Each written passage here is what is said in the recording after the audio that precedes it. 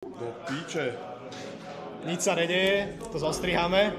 What's up, zdravím vás pri našom 4. tastingu, myslím to je, alebo 5. nášho nového produktu Dante, s nami je tu dnes Gadi, a.k.a. číhajúci Jaguar Chigarosa.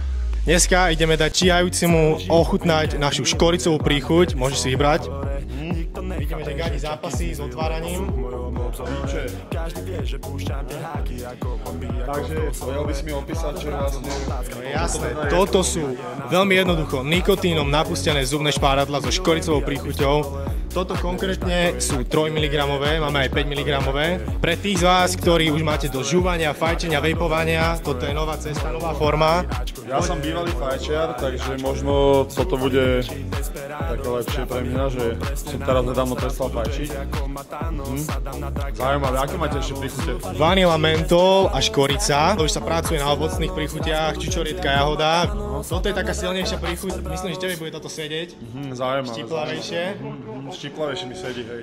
Je to zaujímavé, akože. Fakt tam cíti tú škoricu. A aký je cieľ vlastne toho...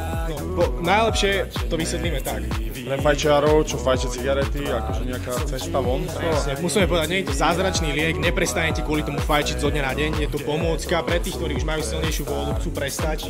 Toto tým, že to má nižší obsah nikotínu ako cigarety, vejpky alebo podobne, vám vie dopomôcť tomu. Samozrejme je to aj rekreačné používanie, je to už na každom individuálne. Ako dlho to môžem žúvať tak?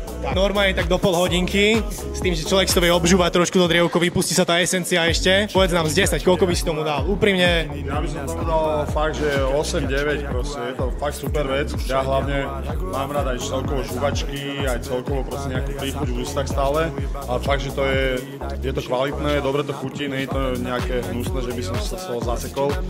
Čiže určite odporúčam. Paráda, tak ďakujeme za tasting. A pre vás, ktorí chcete ochutnať, www.dantepix.com alebo na našom Instagrame. Vidíme sa tam, čaute.